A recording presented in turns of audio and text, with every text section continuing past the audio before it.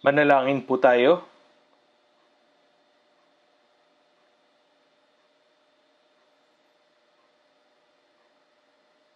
Mahabaging Amang Diyos na sa amin ay nagmamahal, sa mga huling panahon ito na iyong itinakda, sa napakaraming tao dito sa sanlibutan, tinawag mo kami ng una at pinagkalooban ng kaligtasan.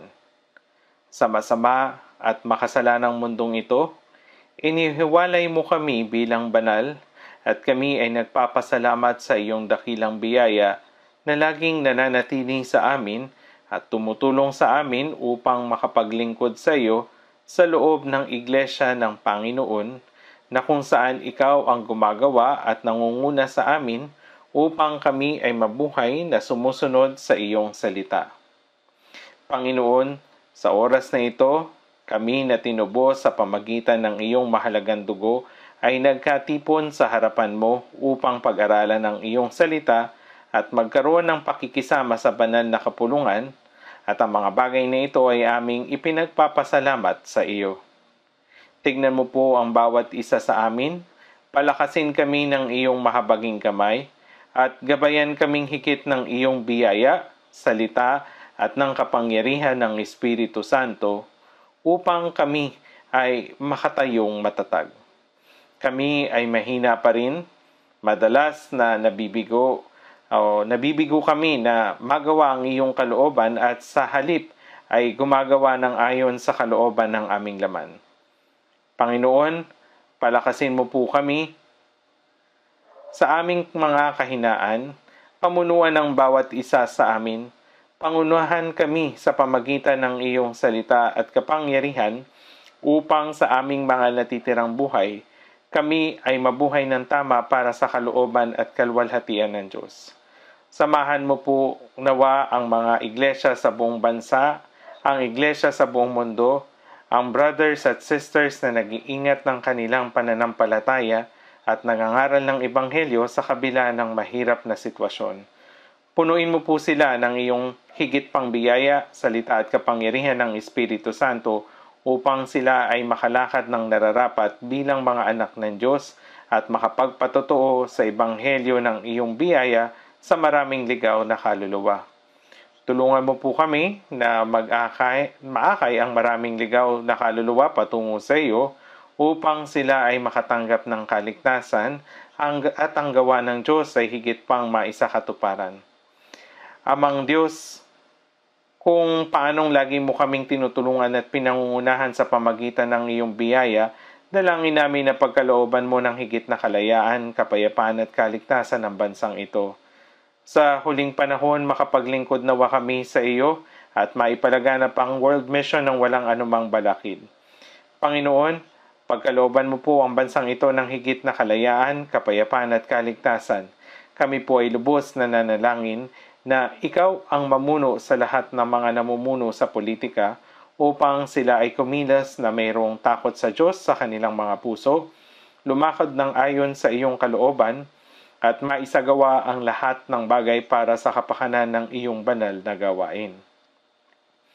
Panginoon na nagbibigay ng salita na aming kinakailangan sa takdang panahon at nagtuturo sa amin ng daan na dapat naming lakaran, kahit sa mga oras na ito, tulungan mo kami na malaman at maunawaan ng higit ang iyong salita na nais mong ipahayag sa amin at ang iyong banal na kalooban.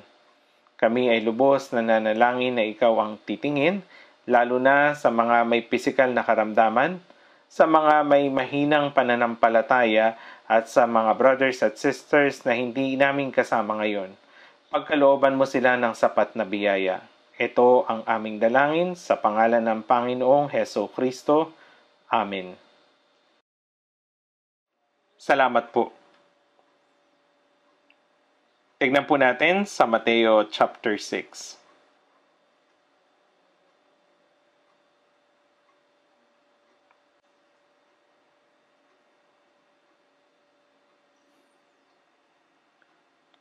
Mateo chapter 6 verse 9 hanggang 13.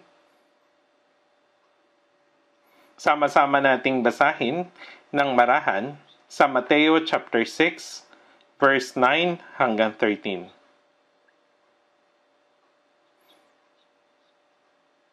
Manalangin nga kayo ng ganito, Ama naming nasa langit, sambahin nawa ang pangalan mo. Dumating nawa ang kaharian mo, masunod nawa ang kalooban mo, kung paanong sa langit, gayon din naman sa lupa. Bigyan mo kami ngayon ng aming pagkain sa araw-araw at patawarin mo kami sa aming mga utang, gaya rin namin na nagpapatawad sa mga may utang sa amin. At huwag mo kaming dalhin sa tukso, kundi iligtas mo kami sa masama. Amen.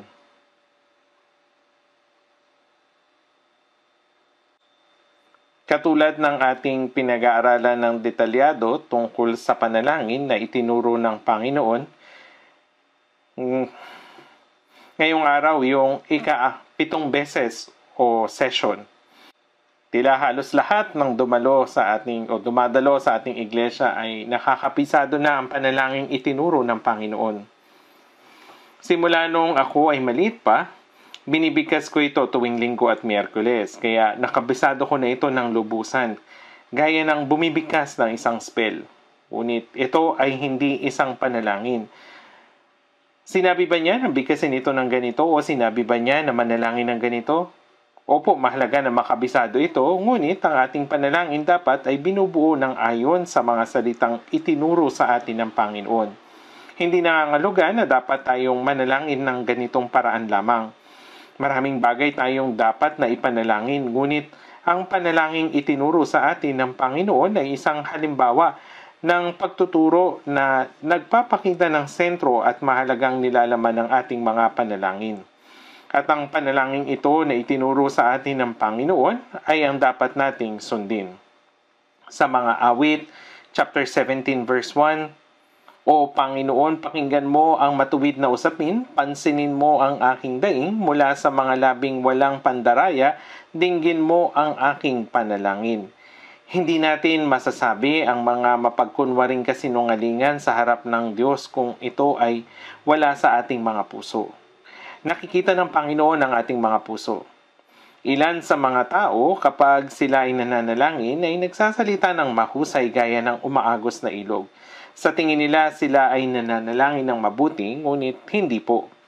Kahit tayo ay manalangin lamang sa isang salita, ang isang tapat na panalangin, taos-pusong pananalangin, isang panalangin na nagmumula sa kaibuturan ng ating mga kaluluwa na may tunay na konsensya, ay yung panalangin na dinirinig ng Panginoon. Kapag tayo ay nananalangin, huwag manalangin na para bang hindi mahalaga kung ito ba ay diringgin o hindi ng Panginoon. Kung ang ating panalangin ay hindi dinirinig ng Diyos, para saan pa tayo nananalangin? Sinasabi ng Biblia na kapag tayo ay nananalangin, tayo ay pinakikinggan niya.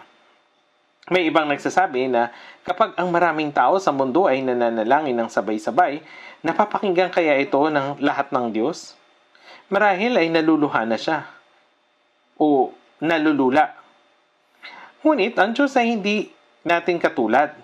Sa mga awit 147 verse 4 sinabi, ang bilang ng mga bituin ay kanyang binibilang. Walang sino man ang nakakaalam kung ilan ang bilang ng mga bituin sa kalangitan. Ngunit, ito ay bilang na ng Panginoon sa pasimula pa lamang. Hindi niya ito binibilang katulad ng ating ginagawa. Hindi na niya ito kailangan bilangin, sapagkat nalalaman na niya ang lahat ng mga ito. Hindi lamang niya ito binibilang, kundi binibigay niya sa kanilang lahat ang kanilang pangalan. Lahat na ba ito? Sa Mateo 10:30 sinabi ni Jesus, at maging ang mga buhok sa inyong ulo ay bilang na lahat. Alam niya eksakto ang bilang ng ating buhok sa ating ulo sa mga oras na ito, ang akin at ang sa iyo. Alam din niya kung ilan ang nahulog at gayon din ang mga bagong tubo. Anong ibig sabihin nito? Ibig sabihin na walang anumang bagay na hindi nalalaman ng Diyos. Nalalaman din niya ang ating mga puso. Sinasabi sa awit 139, iyong nalalaman kapag ako'y umuupo at kapag ako'y tumatayo, nababatid mo ang aking pag-iisip mula sa malayo. Bago pa man magkaroon ng salita sa dila ko, O Panginoon, lahat ng iyon ay alam mo. Sa harap ng ganitong Diyos, ano ang ating maaring maitago? at kanyang sinabi na tayo ay manalangin. Siya ay may kasiyahan sa ating panalangin. Sinasabi ng Biblia na kapag tayo ay nananalangin, tayo ay kanyang pinapakinggan. Sa Mateo 7:7, sinasabi, humingi kayo at kayo ay bibigyan, humanap kayo at kayo ay makakatagbo, tumuktok kayo at kayo ay pagbubuksan. Sa Santiago 4:2, sinasabi, kayo'y wala sapagkat hindi kayo humihingi. Sinabi niya na kapag tayo ay humingi, siya ay magbibigay sa atin. Ngunit kung hindi tayo mananalangin, hindi rin siya magbibigay. May mga pagkakataon na ang Diyos ay nagbibigay kahit hindi tayo manalangin, ngunit ninanais niyang dinggin ang mga panalangin ng mga nananalangin at tutulungan sila. Ito ang dahilan kung bakit ang panalangin ay lubos na mahalaga sa ating buhay. Sa buhay pananampalataya, kapag ang asawang lalaki at asawang babae ginugugol ang isang buong araw na magkasama o kapag ang magulang at ang kanyang anak ay gumugugol ng isang araw na magkasama at hindi man lamang nagsasabi ng kahit isang salita sa bawat isa, ito ay nakakapagtaka, hindi ba? Yung mga salita o komunikasyon ay tungkol sa giving and receiving. Ito ay tungkol sa pagbabahagi ng ating puso. Kahit sa pakikipag-usap sa ating mga kaibigan, kapag hindi tayo sincero at nagsasalita ng kaipokritohan at kasinungalingan, ang pagkakaibigan ay masisira sa sandaling mahayag yung panlilinlang. Upang tayo ay makapanalangin ng tama, kailangan na meron tayong maayos na relasyon sa Diyos. Kung ang ating puso ay malayo sa Kanya at tayo ay namumuhay sa maling pamumuhay, kung gayon, kahit na tayo ay nananalangin sa Diyos, hindi niya tayo papakinggan. Sa awit 66 verse 18, sinabi, kung iniingatan ko ang kasamaan sa aking puso, ang Panginoon ay hindi makikinig. Kung tayo ay mananalangin at dahil tinitingnan tayo ng Diyos, dapat nating suriin kung merong mali sa atin, pandaraya at nakatagong kasalanan. Kung meron, dapat natin itong ipahayag. Lisanin ito at humingi ng kapatawaran. At lagi dapat nating panatilihin ang ating relasyon sa Diyos sa pamagitan ng panalangin. Ito ay ang buhay na pananampalataya. Opo, mahalaga ang masipag na pagpunta sa church. Ngunit, anong ating ginagawa kapag pumupunta dito? Ang church ay may Chinese character na ang ibig sabihin ay magturo at magtipon. Ang church ay isang lugar na kung saan tayo ay nagkakatipon upang tumanggap ng mga turo ng salita ng Diyos upang matutunan kung sino ang Diyos at ano ang biyayang ibinigay niya sa atin at kung ano yung kanyang kalooban. Sa pamagitan ng salita, natututunan natin ang mga bagay na ito. Ano yung panalangin at paano tayo dapat manalangin upang pakinggan ito ng Diyos? Kaya tayo ay pumupunta sa church. Tama po? At kailangan nating isabuhay ito. Sinasabi ng Biblia na ang mga nakikinig lamang ng salita at hindi sinasagawa ay nililin lang ang kanilang sarili. Kaya ngunit maging tagatupad kayo ng salita at hindi tagapakinig lamang na dinadaya ninyo ang inyong mga sarili. Kaya hindi tayo basta nagdarasal at tinatapos ito sa amin. Kailangan nating kumilos sa harap ng Diyos ayon sa ating ipinanalangin. Kung magaling kang magdasal, ngunit iba ang iyong ginagawa sa iyong ipinapanalangin, ang dasal na iyon ay kasinungalingan din. Ang panalangin ay hindi nagtatapos sa amin lamang. Hindi po. Hindi po pwedeng magtapos sa amin lamang. Halimbawa, dun sa Mateo chapter 6 verse 10, sinabi, dumating nawa ang kaharian mo. Masunod nawa ang kalooban mo, kung paanong sa langit, gayon din naman sa lupa. Ang kalooban at plano ng Diyos ay napagpasyahan na at ang kalooban ng Diyos ay natutupad sa lupa. Paano ito natutupad? Ang kalooban ng Diyos ay natutupad sa pamagitan ng mga naligtas na mga banal, yung mga anak ng Diyos. Kung paano ang lahat ng iniisip ng ulo ay natutupad sa pamagitan ng katawan, ang mga plano at kalooban ng Diyos ay natutupad sa pamagitan ng mga naligtas na mga banal. Kapag tayo ay nagdarasal, na may mangyari iyon ayon sa kalooban ng Diyos. Kung tayo man ay mabuhay o mamatay, na may mangyari iyon ayon sa kanyang kalooban. May himno din na nasa awit 33, o kayong matuwid ang pagpupuri ay nababagay sa matuwid. Ang mga himno ay hindi dapat awitin bilang kasinungalingan dahil napakaganda ng lyrics ng mga ito, hindi po ba? Hindi ito tulad ng mga pop songs na gawa-gawa lamang. Kung titingnan mo yung mga himno, may mga lyrics at may mga composers. May ilan na isinulat ng isang tao, ngunit bihira ang ganon. Ang mga lyrics ay mga tula na ipinahayag ng mga born-again Christians bilang kanilang patotoo ng pananampalataya mula sa kanilang puso. Maraming tula sa mga awit. Karamihan ay mga tula ni David. Ito ay nagpapahayag ng pananampalataya. Ganun po, ang mga himno ay may mga pagpapahayag ng pananampalataya, mga patotoo, at mga aral tungkol sa buhay Kristiyano. Ang daming bagay, hindi po ba? Ito ay mga panalangin. Kaya naman, kung titingnan mo ang mga lyrics ng himno, ito ay talagang mahusay na naipapahayag. Mas mahusay kaysa isang ordinaryong sermon. Kapag ang isang tula ay isinulat at may nagdagdag ng musika dito at inawit ito, nagiging himno ito.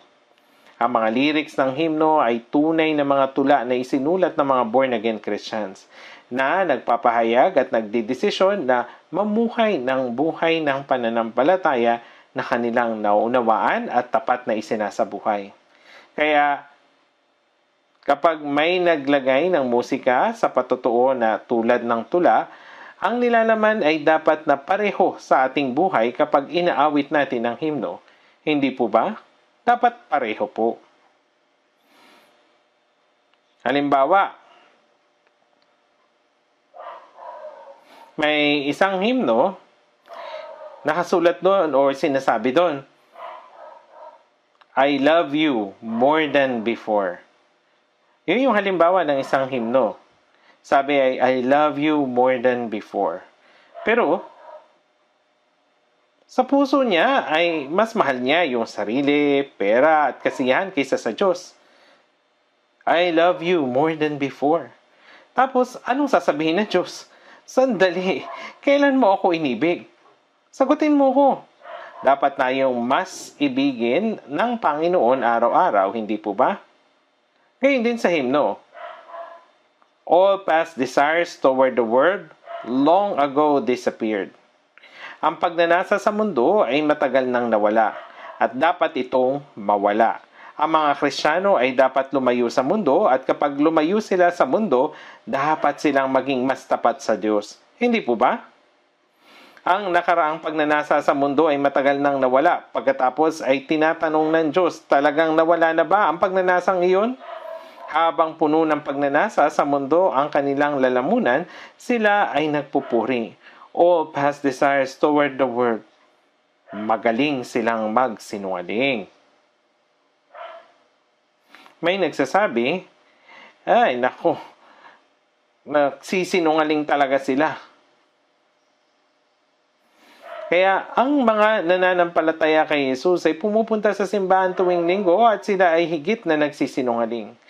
Kailan nagsisinungaling ang mga mananampalataya kay Jesus sa simbahan? Sila ay nagdarasal at umaawit ng mga kasinungalingan. At minsan ay nagbibigay pa sila ng mga maling patotoo. Kapag iniisip ko itong mabuti, posible nga. Umaawit sila ng mga himno nang wala sa puso at nagdarasal ng hindi para marinig ng Diyos, kundi para marinig ng iba. Wala itong kinalaman sa Diyos. Nililin lang nito ang kanilang sariling konsensya at nililin lang ang Diyos at iyon ay pagkukunwari. Hindi dapat gawin iyon. Hindi mahalaga na magdasal sa isang maganda at maayos na paraan. Ngunit kahit hindi marunong magdasal ang isang tao, halimbawa, yung isang bata ay nagsasabing mama, papa, naunawaan pa rin ng Diyos. May mga tao na hindi marunong magdasal, kaya paulit-ulit nilang sinasabi, Ama, Ama, alam ng Diyos ang lahat dahil alam niya ang ating puso. Ano ang nais mong sabihin? Ano ang gusto mo? Ang panalangin ay talagang mahalaga. Ito ay isang panalangin na nais marinig ng Diyos. Isang panalangin na narinig ng Diyos. o naririnig ng Diyos. Naisip ko na ang nilalaman ng panalangin ng Panginoon, ito ay kayang tapusin sa 2 sermon. Kala ko'y matatapos ko ito sa 2 sermon ng pinag-aaralan ko. Ngunit hanggang ngayon ay nagpapatuloy tayo. Kapag nag-aanda ako ng sermon, mas higit akong natututo mula sa Biblia. Maraming mahalagang aral mula dito sa nilalaman. Sa Mateo 6:12, dito po tayo napatigil at patawarin mo kami sa aming mga utang, gaya rin namin na nagpapatawad sa mga may utang sa amin. Ipinaliwanag ko ito ng bahagya nung nakaraang sermon, di ba? Yung at patawarin mo kami sa aming mga utang, gaya rin namin na nagpapatawad sa may utang sa amin. Patawarin mo kami sa aming mga kasalanan. May mga nagsasabi, ito ay nang naunawaan natin ang biyaya ng Diyos at naligtas. Sa Hebreo chapter 9 verse 12, sinabi ni Jesus sa pamamagitan ng kanyang sariling dugo, sa gayo'y tinitiyak ang walang hanggang katubusan. At sinabi rin niya, at ang kanilang mga kasalanan at mga kasamaan ay hindi ko naaalalahanin pa. Ang dugo ng Panginoon ay nagpatawad sa ating mga kasalanan magpakilaman. Kung wala ang walang hanggang katubusan, walang kompletong kaligtasan. Kung may natitirang kaunting kasalanan na hindi napatawad, walang kaligtasan. Gayunpaman, hindi natin ito mababayaran. Kahit umiyak tayo, hindi mapapatawad ang ating mga kasalanan. Kahit isang balde pa ng luha, hindi mapapatawad ang ating kasalanan kahit kahibla ng buhok. Gayon din, kahit na gumawa tayo ng mabubuting gawa at dakilang mga gawa para sa Diyos, hindi mapapatawad ang ating mga kasalanan. Kahit na pera ay hindi magagawa iyon. May mga nag-iisip na kung sila may problema sa Diyos at magbibigay ng maraming handog at gawa ng maraming mabuting bagay o maraming gawa, mapapatawad ng Diyos ang kanilang mga kasalanan. Ngunit hindi po ganun iyon. Ang Diyos ay hindi isang tao na nakikita ang ganitong aksyon at magpapatawad, sapagkat ang kabayaran ng kasalanan ay kamatayan. Ang kabayaran ng kasalanan ay kamatayan ay tumutukoy sa mga problema pagkatapos ng kamatayan kaysa sa kamatayan ng pisikal na katawan. At yamang itinakda sa mga taong mamatay na minsan at pagkatapos nito ay paghukom. At ang mga patay ay huhukuman ayon sa kanilang mga gawa at itatapon sa lawa ng apoy, ang pangalawang kamatayan. Ang pangalawang kamatayan na iyon ang problema. May mga tao na huhukuman ayon sa kanilang mga gawa at pupunta sa impyerno. At kahit na ang mga taong nabubuhay na mabuti ay mapupunta lahat sa impyerno kung hindi sila maliligtas. Gayunpaman, may mga gagawa ng pandaraya, pagnanakaw, pagpatay, panggahasa at pagsuway sa kanilang mga magulang at pupunta sa impyerno at magdurusa magpakailanman para sa kanilang mga kasalanan. Kaya nga doon sa Apokalipsis 20, at ang mga patay ay hinatulan ayon sa kanilang mga gawa, ayon sa nakatala sa mga aklat. Kaya kapag sila ay ninitis, mayroong talaan ng krimen para sa taong iyon. Pagkatapos ay mayroong batas na tumutukoy sa uri ng parusang ibibigay para sa krimen na iyon. Kaya't ang hukom ay nagpapataw ng hatol ayon sa bigat ng krimen na nakasulat sa batas. Well, ito ay habang buhay na pagkabinanggo o parusang kamatayan. Mayroong pagkakaiba sa parusa. Sa ngayon, bihira na lang ipinapatupad yung parusang kamatayan.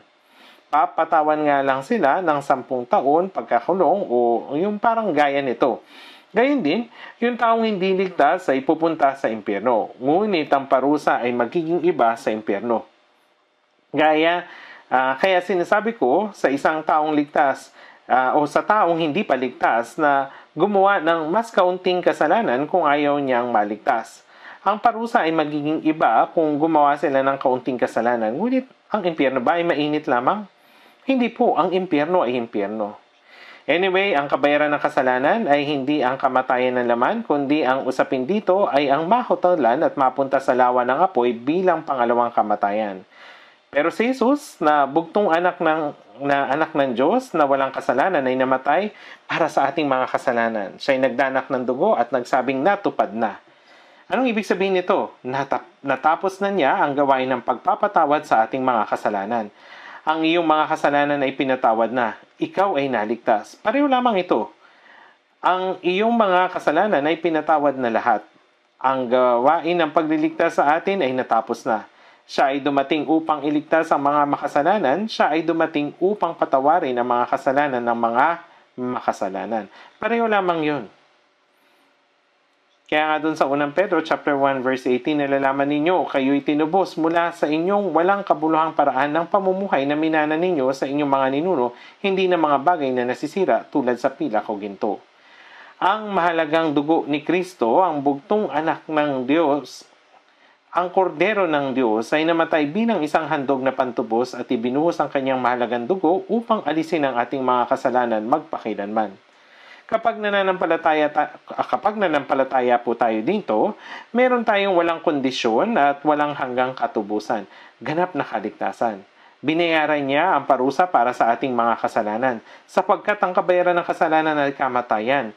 Ang kapantayan sa huli ay paghuhukom at pagkawasa. Ang mga naligtas ay hindi hahatulan. Sinabi sa Juan 5:24, ang nakikinig ng aking salita at sumasampalataya sa kanya na nagsugo sa akin ay may buhay na walang hanggan at hindi darating sa kahatulan, kundi lumipat na sa buhay mula sa kamatayan. Buhay na walang hanggan. Ibig sabihin, walang paghukom. Bakit? Dahil si Jesus ay hinatulan sa halip natin. Kaya walang dahilan para tayo ay muling mahatulan, kundi lumipat na sa buhay mula kamatayan. Kaya ito ay ganap na kaligtasan. Sinabi mo ba sa kanya na hindi mo siya anak? Di ba kapag meron tayong anak, kahit na gumawa siya ng mali, anak mo pa rin siya. Ang ugnayan ng dugo ay nandyan pa rin, ngunit minsan may problema. Dati sasabihin ko, Ama, at sasabihin niya, halika dito anak ko. Ngunit kapag gumawa ka ng mali sa iyong ama, natatakot kang pumunta sa harap niya, natatakot kang tawagin ng iyong ama. Mahirap makipag-usap sa iyong ama. Sasabihin niya, ikaw, hindi ka magkakaroon ng pakikisama sa iyong ama. Kaya nga sinasabi sa atin sa unang Juan chapter 1 verse 6 na ang Diyos ay liwanag at sa Kanya ay walang anumang kadiliman. Kung sinasabi nating may pakikisama sa Kanya at tayo lumalakad sa kadiliman, yung kadiliman dito ay kasalanan. Yung kadiliman ay kahihiyan. Hindi ka magkakaroon ng pakikisama o fellowship sa Diyos kung lumalakad ka sa kadiliman sa halip na lumalakad sa liwanag. Kung sinasabi natin na tayo ay pakikisama sa Kanya at tayo lumalakad sa kadiliman, nagsisinungaling tayo at hindi natin ginagawa ang katotohanan. Kasinungalingan ng sabihin na ikaw ay may pakikisama sa Diyos, hindi mo masasabi na ikaw ay may pakikisama nang wala naman. Iyan ay kasinungalingan. Ngunit kung tayo ay lumalakad sa liwanag na tulad niya na nasa liwanag, ang lumakad sa liwanag ay ang mabuhay na walang kahihiyan sa harap ng Diyos. Siyempre po, hindi ibig sabihin nito na wala na tayong kasalanan na hindi na tayo magkakasala pa. Ang paglakad sa liwanag ay nangangahulugan sa pagiging nasa lugar kung saan ang kasalanan ay kaagad nahahayag bilang kasalanan. Ang mga taong nasa kadiliman ay sinisikap na itago ang kanilang mga sarili, ngunit hindi ang mga nasa liwanag. Ang ilang kasalanan ay may mga kasalanang hindi sinasadya o walang kamalayan dito, habang ang ilan naman ay sinasadyang kasalanan. Ang halimbawa ng sinasadyang kasalanan ay yung hindi sinasadyang kasalanan ay bigla kang nagalit, napuot o maging pananakit dahil sa iyong makaluma at hindi nababagong likas. Ito yung kasalanan na lumalabas sa iyo dahil hindi ka pa nababago. Ang tawag dito ay hindi sinasadyang kasalanan. Ang sinasadyang kasalanan naman ay nagsisimula sa iyong isip at nabubuo bilang isang plano. Ito ay pinaplanong kasalanan. Ito ay malinaw na magkaiba. Ngunit kung tayo'y lumalakad sa liwanag na tulad niya na nasa liwanag, may pakikisama tayo sa isa't isa at ang dugo ni Jesus na kanyang anak ang lumilinis sa atin sa lahat ng kasalanan. Bakit kailangan natin muling malinis kahit na tayo ay napatawad na? Ipinapaliwanag ko ito sa inyo ng bahagya ng nakaraang linggo, hindi po ba? Ito ay tumutukoy sa bawat kasalanang nagagawa natin matapos nating maligtas. Ang kabayaran ng kasalanan ay nabayaran na magpakilanman. Subalit may mga kasalanan na nagagawa natin sa ating mga buhay kahit pagkatapos na tayo ay maipanganak muli. Sa Juan 8:11, ang mga Hudyo ay nagdala ng babaeng nahuli ng pangangalo niya at sinabi nila, "Sa kautusan ay pinag-uutos sa amin ni Moises na batuhin ang ganyan. Ano ngayon ang iyong masasabi tungkol sa kanya?" Sila ay handa ng pumulot ng bato at babatuhin yung babae sa ulo. Tapos si Jesus ay sumagot, "Ang walang kasalanan sa inyo, siya yung unang bumato sa kanya." Tapos, yun yung sinabi niya. Meron siyang sinulat sa lupa pagkatapos niyang sabihin ito. Pagkatapos, meron siyang sinulat doon sa lupa at isa-isa silang umalis. Mula sa matanda, maging hanggang sa pinakabata. Bakit matatanda yung unang umalis? Dahil kung gaano kahaba ang iyong buhay, ay gayon din karaming kasalanan ang iyong nagagawa. Kaya ang lahat ng tao ay umalis. Binitawan nila ang mga bato at sila ay umalis. Tapos ay tumahimik. Yung babae ay nanginginig sa takot na mabato hanggang siya ay mamatay. Ngunit biglang naging tahimik ang kanyang paligid. Wala na bang ni isang humatol sa iyo? Binuksan niya yung kanyang mga mata at tumingin at wala ng tao sa palibot niya. "Walang sinuman, Panginoon," sinabi ni Jesus, "hindi rin kita hinahatulan." Ang tanging may kakayanan lamang na humatol sa kanya ay si Jesus. Si Jesus ay ang parehong Diyos at walang kasalanan. Ngunit si Jesus ay pumarito upang patawarin ang mga kasalanan ng tao. Dumating siya upang magligtas. Ang hatol na nararapat sa iyo, ako ang tatanggap nito. Ako ang mamamatay para sa iyo, kaya ikaw ay mapapatawad. Hindi rin kita hinahatulan. Sa mga panahon yun, hindi pa namamatay si Jesus. Umayo ka na at mula ngayon huwag ka nang magkasala.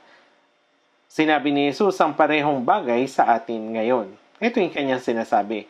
Ano man ang ating mga nagawang kasalanan, pinatawad na tayo ng Panginoon. Opo, ngunit sinasabi niya, huwag na muli. Pagkatapos mo na maligtas, huwag ka na muling magkasala. Napakabuti kung matapos nating maligtas, ang ating puso ay biglang naging malinis at malaanghel. Ngunit hindi po ganito.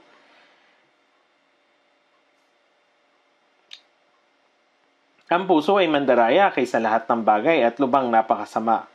Meron tayong pagiging likas sa makasalanan na namana natin mula kay Adan. Anong gagawin natin dito? Kailangan nating mabago. Pagkatapos mong maligtas, ikaw ay nabago sa pamamagitan ng Espiritu Santo at ng salita. Kaya nga sinabi ni Jesus sa Juan 17, verse 17, "Pabanalin mo sila sa katotohanan, ang salita mo ay katotohanan." Ang taong naipanganak muli ay pinababanal araw-araw ng katotohanan. Ang mapabanal ay ang maging malinis. Sa unang Juan chapter 3 verse 1 hanggang 3 at sa mga sumunod na talata, sinasabi dito na kapag si Jesus ay bumalik, tayo ay magiging katulad niya. Opo, magiging katulad niya.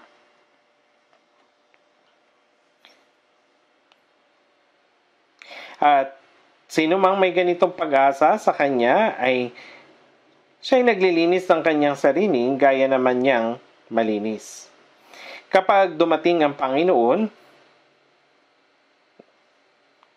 yung ating katawan ay mababago bilang maluwalhati, banal at perpektong katawan gaya niya.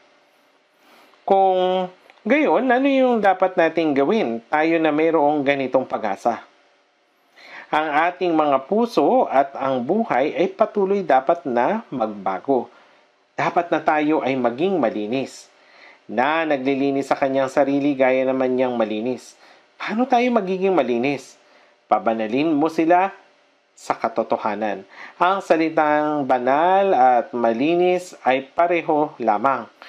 Sa tulong ng Espiritu Santo, tayo ay nababago paunti-unti habang tayo ay nakikinig ng salita, nananalangin, sumusunod at gumagawa.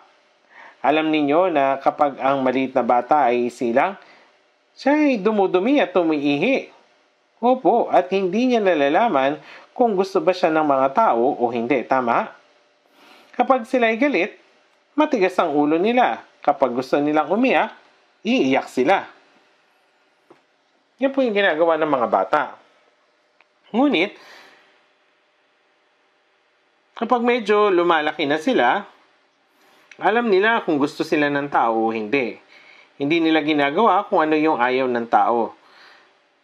Nagmamasid sila at nagiging maingat. Nalalaman nila kung paanong umiwas sa mga kahihiyan. Ganyan din sa pagkain. Tulad ng isang tuta na pupulot ng kahit anong bagay, ang bata ay gayon din. Ngunit ngayon na medyo malaki na sila, nalalaman na nila kung ano yung dapat at hindi dapat kainin. Tama? Alam nila kung ano yung makakapagpasaya sa kanilang ina at ama. Ganito nabubuo ang katauhan ng isang tao. Sa parehong paraan, ganito din sa ating pananampalataya. Dahil tayo ay bata pa, tayo ay makalaman pa. Sinasabi sa 1 Corinto chapter 3, sapagkat kayo ay makalaman pa. Sanggol kay Kristo. Ang sanggol ay ang taong makalaman. Nabubuhay sila ayon sa kanilang laman, kahit na sila ay ligtas na. Hindi sila nabubuhay ayon sa Espiritu. Tandaan po ninyo ito. Kayo ay dapat na lumago sa pananampalataya. Sa gayon, ang lumang pagkatao ay mawawasak at ang katangian ng Espiritu o ng Panginoon ay higit na nabubuo sa atin sa pamagitan ng salita ng Diyos at ng Espiritu Santo. Opo, kaya sa Galatia chapter 4 verse 19. Sinabi ni Apostol Pablo sa mga taga-Galatia, minamahal kong mga anak na para sa inyo ay muli akong nakakaranas ng hirap ng panganganak hanggang si Kristo ay mabuo sa inyo. Doon sa iglesia ng Galatia ay naligtas sila sa pamagitan ng pangangaral ni Apostol Pablo. Naligtas po sila, ngunit hindi pa rin nila naunawaan kung sila ba'y nabubuhay ayon sa Espiritu Santo o ayon sa kautusan. At sila ay may mga makalaman pa sila. Kaya minamahal kong mga anak na para sa inyo ay muli akong nakakaranas ng hirap ng panganganak hanggang si Kristo ay mabuo sa inyo. Ang Diyos ay nagdusa sa panganganak upang iligtas sila. Ang isang ina ay dumaranas ng maraming sakit kapag sila'y nanganganak, tapos sa alagaan niya yung sanggol ng buong buhay. Kapag ang ina ay nanganak at palakihin sila, siya ay nag-aalala buong buhay niya. Siya ay nagdurusa sa pagpapalaki sa kanila nang sila ay bata pa, at nag-aalala rin siya kung sila ba'y nabubuhay ng maayos o hindi pagkatapos nilang maikasal. Sa pamagitan ng pag-ibig at tulong mula sa magulang, ang katangian ng isang tao ay unti-unting nabubuo. Ang dakilang anak ay mula sa dakilang magulang. Pagkatapos nating maligtas, dapat tayong mabago ng higit upang ang imahe at katangian ni Kristo ay mabuo sa atin. Opo. Sa Mateo 5:48, sinabi ni Jesus, kaya't kayo'y maging sakdal gaya ng iyong Ama sa langit na sakdal. Ang Diyos ay sakdal, siya ay banal. Kayo'y maging sakdal gaya ng iyong Ama sa langit na sakdal. Paano nga tayo magiging sakdal gaya ng Diyos? Kung ang Ama ay dakila, hindi niya sasabihin sa kanyang anak, ayos lang na maging katulad mo ako. Maging katulad mo lang ako ng kalahati. Nais kong maging katulad ng aking ama. Kahit na hindi na kagayang-kagaya niya. Upang sa pamagitan ng mga ito ay makatakas kayo sa kabulukang nasa sanlibutan dahil sa masamang pagnanasa at maging kabahagi kayo sa likas ng Diyos. Ang likas ng Diyos ay dapat na mahayag sa atin ng higit at higit pa. Kahit na 2 taon, 3 taon, o 10 taon mula nang tayo ay maligtas, kung sasabihin natin na kakaligtas pa lamang natin at nagalit tayo, gayon pa rin tayo. Sakim pa rin tayo, napupuot at nainggit. Kailan tayo lalago? Dapat na mabago tayo ng unti-unti. Na siyang magbabago ng ating hamak na katawan upang maging katulad ng katawan ng kanyang kaluwalhatian. Sinasabi na Merong isang caterpillar na nagiging isang sikada sa loob ng 7 taon. Opo, inaabot ito ng 7 taon ang caterpillar na ito bago siya nagiging sikada. Sa loob ng 7 taon, yung sikada ay nasa proseso ng unti-unting pagbabago. Pagkatapos ng 7 taon, pupunitin niya ang kanilang balat at magiging sikada. Lilipad sila at kumakalat sa ibabaw ng willow tree. Gaya nito, dapat din tayong magbago. Pakiusap, kung sa tingin ninyo ay hindi kayo nababago, manalangin kayo, magbasa ng Biblia ng higit, subukan itong sundin at subukan ninyong magbago. Kailangan ninyo ng mas matinding panalangin. Panginoon, tulungan mo ako, gaya nito. Baguhin mo ako ng Espiritu, ng iyong Espiritu Santo. Meron ding isang himno na ang pamagat maging kagaya ng imahe mo.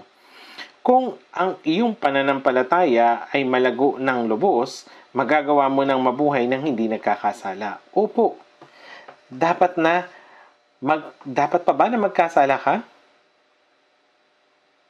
Magagawa mong mabuhay ng hindi nagkakasala. Kapag malago na ang pananampalataya mo, mayroon kang kapangyarihan upang mapagtagumpayan ang kasalanan. Tutulungan ka ng Diyos sa pamagitan ng salita at ng Espiritu Santo. Kailangan ninyong lumago. Dapat ninyong malaman na kung hindi kayo lalago, magagawa mong magkasala dahil sa iyong lumang pagkatao na hindi pa nababago. Kaya, gaya ng ating sinabi, meron kayong kasalanan na hindi ninyo sinasadyang gawin at meron ding sinasadyang gawin. Ang mga kasalanan na hindi ninyo sinasadyang gawin ay mga magagaang kasalanan. Tama po ba? Oo. Mali ang nasabi ko. Nagalit ako nang walang dahilan. Hindi ako dapat magalit sa iyo pero nagalit ako. Tapos, may mga oras na nagiging sakim tayo. Nakakaramdam din tayo ng pagkayamot dahil sa pagkatao natin na hindi pa nababago. Ang kasalanang sinasadya ay iniisip muna. Nasa isip muna sa kapinaplano upang nang mabuti. Sinasadya nilang magsinungaling. Sinasadya nilang dayain yung iba, magnakaw at mga dunya. Ang mga kasalanang sinasadya. Kaya, ang kasalanang hindi sinasadya kung paanong nakasulat sa unang Juan chapter 1 verse 9, kung ipinapahayag natin ang ating mga kasalanan, siya'y tapat at banal na magpapatawad sa ating mga kasalanan at tayo'y lilinisin sa lahat ng kalikuan. Dapat nating tapat na ipahayag ito sa Diyos. Huwag nating itago ang ating mga kasalanan. Siyang nagtatakip ng kanyang mga pagsuway ay hindi sasagana, ngunit ang nagpapahayag ng mga iyon ay magtatamo ng awa. Sa katotohanan po, nagkamali ako sa Diyos, pakiusap patawarin mo ako. Hindi ko na ito ulitin. Ganito po dapat. Pagkatapos, okay, naiintindihan ko, huwag mo nang ulitin. Kaya nga, kung ipinapahayag natin yung ating mga kasalanan, siya ay tapat at banal na magpapatawad sa ating mga kasalanan at tayo'y dilinisin sa lahat ng kalikuan. At hindi lamang tayo patatawarin, kundi tutulungan tayong hindi magkasala ulit. Lilinisin tayo sa pamagitan ng katotohanan. Kaya kapag tatalikuran natin ito, ang ating pananampalataya ay lalago at ang ating katangian ay mabubuo. Kaya wala tayong dapat ipag-alala ng husto. Kung titingnan natin sa unang Juan chapter 2 verse 1, ngunit kung ang sino man ay magkasala, tayo ay may tagapagtanggol sa harap ng Ama, si Jesucristo na siyang matuwid. Kung ang isang taong ligtas ay magkasala, mayroong tagapagtanggol sa harap ng Diyos, ang siyang nagtatanggol sa mga makasalanan. Hindi walang kasalanan, kundi may dahilan kung bakit wala tayong magagawa kundi ang magkasala. Kaya may mga abogadong nagtatanggol sa atin upang tayo'y mapatawad. Kaya kapag tayo ay nasa pagdilitis, nagbabayad tayo ng malaki upang umupa ng abogado. Si Jesus ang nagtatanggol sa atin sa harapan ng Diyos. Kaya nga, siya ang ating katulong, ang siyang nag-iingat sa biyaya. Kaya, Ama, mayroong anak ng Diyos doon, Siya ay binili sa aking dugo at naligtas. Ginawa niya yon dahil siya ay mahina. Kaya pakiusap, patawarin mo siya. Si Jesus ang nananalangin para sa atin. Sinasabi doon sa Hebreos 7:25, dahil doon sa Hebreos 7:25, dahil dito, siya ay may kakayahang iligtas ng lubos ang mga lumalapit sa Diyos sa pamagitan niya, yamang lagi siyang nabubuhay upang mamagitan para sa kanila. Yung Panginoon ay buhay magpakilanman at laging nananalangin para sa atin. Dapat tayong maging mapagpasalamat. Subalit ngayon, ang problema ay ang kasalanang sinasadya. Yung kasalanang sinasadya ay isang mabigat na kasalanan, malaking kasalanan. Siyempre, kung ang isang taong ligtas ay nakagawa ng kasalanang sinasadya, hindi siya mahatulan kagaya ng hindi mananampalataya. Hindi siya mapupunta sa impyerno o mapapahamak. Dahil pinatawad ng Panginoon ang lahat nating mga kasalanan magpakilanman. Subalit, mayroong problema. Kung magkasala ka, sinasadya man ito o hindi, ito'y kasalanan pa rin. Kung magkasala ka, hindi ka magkakaroon ng fellowship sa Diyos. Kailangan ba ang fellowship? Kapag ang anak ay tumatawag tatay, ano yung anak? Kagaya nito. Ang asawang lalaki at babae ay dapat na magkaroon ng maayos na fellowship. Subalit kung ang asawang lalaki o babae ay may nagawang mali, hindi sila nakakapag-fellowship. Wala silang anumang masasabi. Kung ito'y mabigat, hindi sila mag-uusap ng buong araw o ng ilang araw. Hindi sila makapag-fellowship. Hindi ito mangyayari. Kailangan nila itong solusyonan agad. Kaya, kung ikaw ay magkasala, hindi ka makapag-fellowship sa Diyos. Alam niyo po ito. Isang malaking kasalanan kung wala kang fellowship. Kaya kahit nagkasala na nang hindi sinasadya, gaya ng sinabi ko, kahit ang maliit na kasalanang hindi sinasadya, kailangan mong magsisi at manalangin. Diyos, nagkamali ako, pareho sa iyong puso at bibig. Kaya kung ipinahayag mo at tatalikod ka, patatawarin ka niya na parang hindi ka nagkasala. Ibig sabihin, may papanumbalik ang iyong fellowship. Tama po ba? Subalit, kung nagkasala ka nang sinasadya, hindi pa rin ito tama. Kailangan mong ipahayag, subalit ang pagpapahayag ay hindi sapat. Kaya anong dapat natin gawin? Mayroong disiplina. Alam ninyo ba ito? Ngayon, ito'y isang napakahalagang usapin. Sa awit 51, si Haring David ng Israel ay nakagawa ng malaking kasalanan. Siya ay nakipaglaban sa hukbo ng mga taga-ibang bansa at ang kanyang tapat na lingkod ay pumunta sa labanan. At yung mga lingkod na ito ay naglingkod kay David at sasabing kung ang hari ay mamamatay sa labanan, ito ay magiging malaking problema. Pumunta tayo dun sa labanan, subalit yung hari ay maiwan sa palasyo sandali. Kaya pagkatapos makapagpahinga, yung hari, siya ay naglibot sa palasyo at nakakita. Nakakita siya ng babaeng naliligo. Bakit niya nakita yung babaeng naliligo? At bakit din naman yung babae ay naroon? Hindi ko po alam. Anyway, nakita ito ni David. Siya ay napakaganda. Napakaganda at kaakit-akit. Sino siya? Asawa ni Urias. Si Urias ay nasa labanan. Siya ay napakatapat na kawal. Sabihin mo sa kanya, dun sa babae, na pumunta siya sa akin. At uminom ng tsaa o ng kahit ano.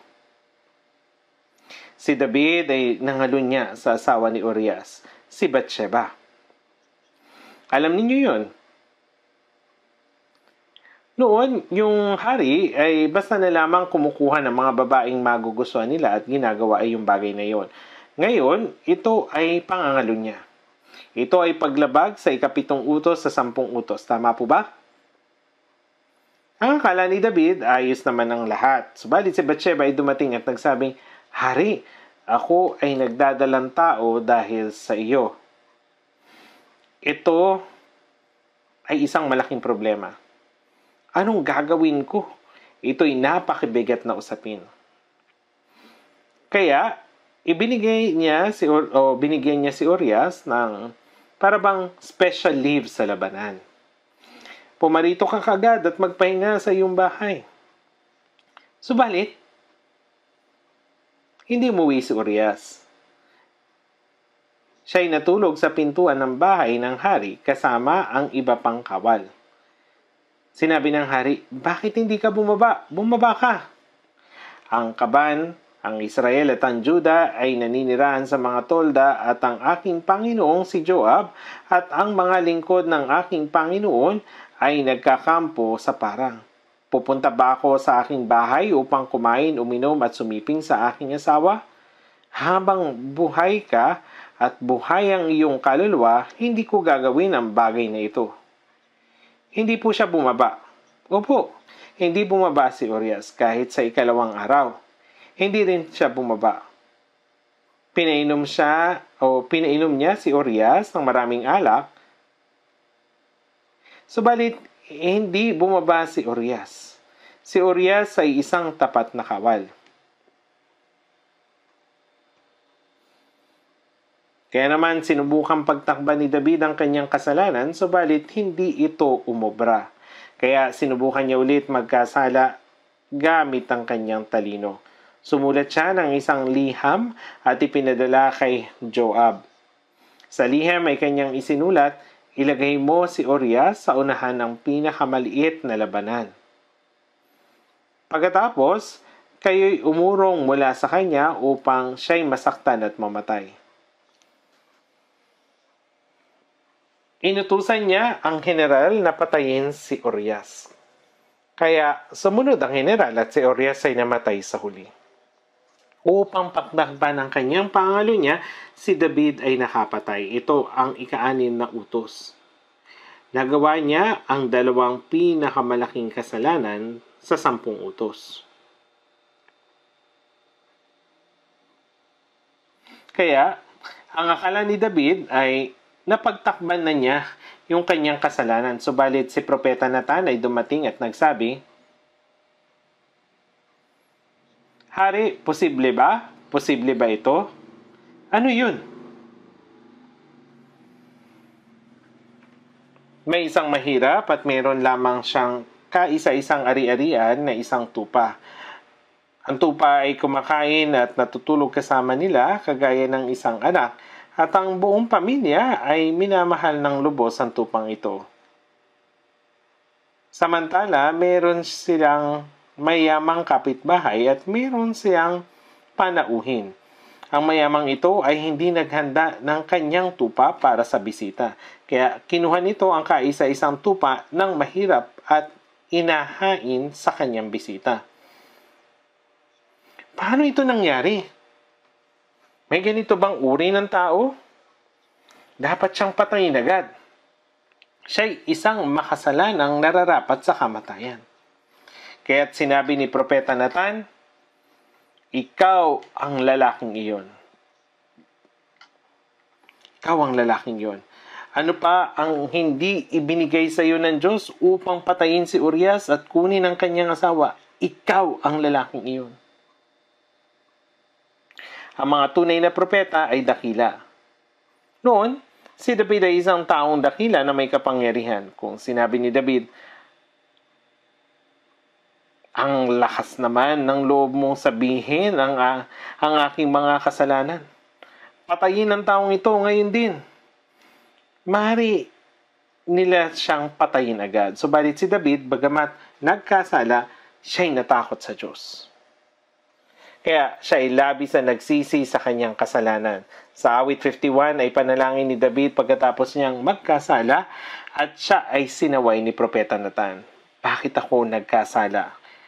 Narito ako ipinanganak sa kasamaan at piniglihi ako ng aking ina sa kasalanan." Paano nga ako nagkasala? Ako ay isang makasalanan mula pagkapanganak. Hindi ko madaig ang kasalanang ito. Diyos, pakiusap, patawarin mo ako sa aking mga kasalanan. Lumalang ka sa akin ng isang malinis na puso, O Diyos, at muli mong baguhin ang matuwid na espiritu sa loob ko. Sa iyong harapan ay huwag mo akong paalisin. At ang iyong banal na espiritu sa akin ay huwag mong bawiin. Ibalik mo sa akin ang kagalakan ng iyong pagliligtas at alalayan ako ng may espiritong nagnanais. Hindi nawala ang kaligtasan. Hindi nawawala. Ngunit nawawala ang kagalakan. Nire-represent ni David ang isang Kristiyano. Gayunpaman, kapag nagkasala tayo, nawawala ang kagalakan. Ibalik mo sa akin ang kagalakan ng iyong pagliligtas at ang iyong banal na espiritu sa akin ay huwag mong bawiin.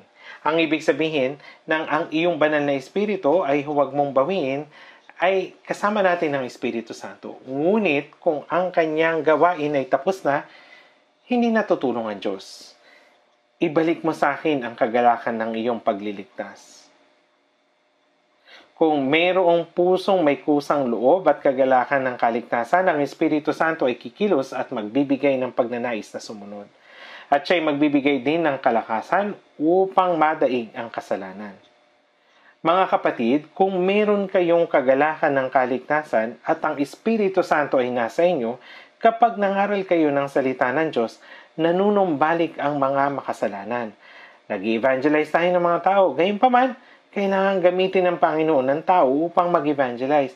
Hindi lamang ang taong ini-evangelize. Ngunit kung ang nag-i-invite ay may kasalanan, hindi siya gagamitin ng Diyos. Magkakaroon ng problema sa pag-evangelize sa mga tao.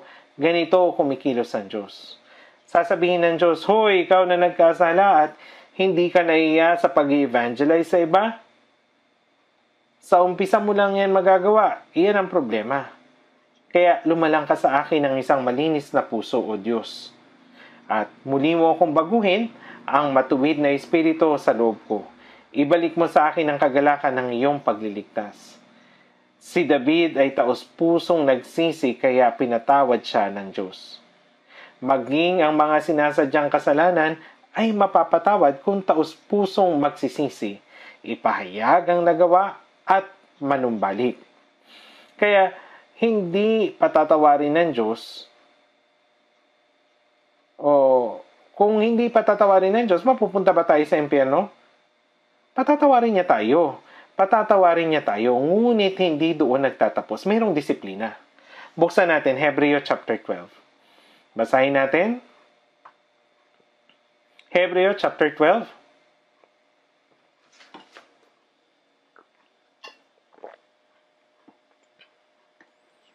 Hebreo chapter 12, mula verse 6 hanggang 10.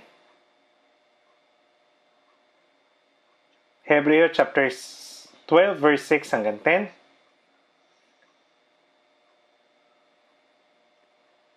Sapagkat dinidisiplina ng Panginoon ang kanyang minamahal at pinarurusahan ng bawat itinuturing na anak, magtiis kayo alang-alang sa disiplina. Kayo ay pinakapetnuhan ng Diyos bilang mga anak.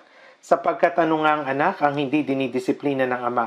Ngunit kung tayo ay hindi dinidisiplina na siyang nararanasan ng lahat, kung gayon kayo'y mga anak sa labas at hindi mga tunay na anak. Bukod dito, tayo'y nagkaroon ng mga ama sa laman upang tayo'y disiplinahin at sila'y ating iginagalang. Hindi ba dapat na tayo'y lalong pasakop sa Ama ng mga espiritu upang tayo'y mabuhay? Sapagkat tayo'y kanilang dinidisiplina ng maikling panahon ayon sa kanilang minamabuti, ngunit dinidisiplina niya tayo alang-alang sa ikabubuti natin upang tayo'y makibahagi sa kanyang kabanalan. Dito, kapag ang isang ligtas na anak ng Diyos ay nagkasala, nasusulat na didisiplinahin ng Diyos ang kanyang minamahal dahil siya ay kanyang anak. Hindi niya papakilaman yung anak ng iba. Kung mabuti man sila o masama, hindi niya sila didisiplinahin. Dinidisiplina niya tayo dahil tayo ay kanyang mga anak at minamahal niya tayo. Sa mga kawikaan, kapag nakagawa ng mali ang anak, ang hindi gumagamit ng pamalo ay napupuhot sa anak niya, ngunit ang umiibig sa kanya ay matiyagang dumidisiplina.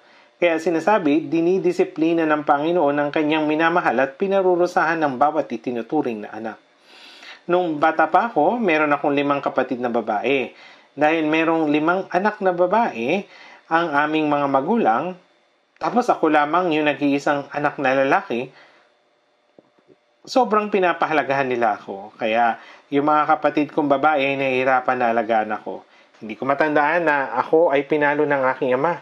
Ngunit dahil labis akong mahal ng aking ina, pinapalo niya ako minsan. Nilalagyan niya yung pamalo sa mataas na lugar gaya nito. Doon niya inilalagay. Nang inilagay niya ito sa mababang lugar, pinali ko ito. Kaya inilalagay niya ito doon sa mataas na lugar. Kung saan hindi ko ito maabot kasi babaliin ko ito. Pag nakakagawa ko ng mali, tinitingnan niya yung pamalo ng isang beses sa harapan ko. Ibig sabihin, dapat akong mag-ingat. Ngunit, sa mga oras na iyon ay hindi pa niya ako papaluin agad. Sa katunayan, matalas ang memorya niya. Kaya iipunin niya lahat ng mga pagkakamali ko at kapag nakahawak na siya ng pamalo, ipakita mo sa akin yung hita mo. At pagkatapos, ginawa mo ito nung panahong iyon, tama? At sunod-sunod yun. Hindi na talaga ako makatakas. Pinapalo niya ako dahil mahal niya ako. Magtiis kayo alang-alang sa disiplina. Kayo ay pinapakitunguhan ng Diyos bilang mga anak. Dinidisiplina niya tayo dahil tayo ay kanyang mga anak. Hindi dinidisiplina ng Diyos ang mga taong hindi ligtas hanggang sa sila ay mapunta sa impyerno. Kailangan lang silang dalhin ng Diyos sa impyerno. Siyempre, pinapatnubayan sila ng Diyos hanggang sa sila po ay maligtas. Sapagkat ano nga ang anak, ang hindi dinidisiplina ng ama. Ngunit, kung walang disiplina, ikaw ay anak sa labas at hindi niya tunay na anak. Naalala ko yung sinabi ng isang sister noon, kahit na gumagawa ako ng mali, hindi ako dinidisiplina ng Diyos, siguro ako ay yung bunso. Totoo po ba ito? Sa mga anak ng Diyos, walang bunso. Sa pamilya ng mga tao, maaaring mapagbigyan ng bunsong anak kahit na pasaway siya dahil hindi na mahigpit ang kanyang mga magulang. Ngunit sa Diyos, walang bunso. Gaya nito. Kung yung ibig sabihin ng salitang anak sa labas ay hindi tunay na anak, kapag walang disiplina, ito ay mas nakakatakot kaysa sa makatanggap ng disiplina. Kung kahit kailan ay hindi ka pa nadidisiplina, hindi ba dapat na makapagtanong ka na sa iyong sarili, teka, anak ba talaga ako ng Diyos? Bukod dito, tayo ay magkaroon ng mga ama sa laman upang tayo disiplinahin at sila'y ating iginagalang.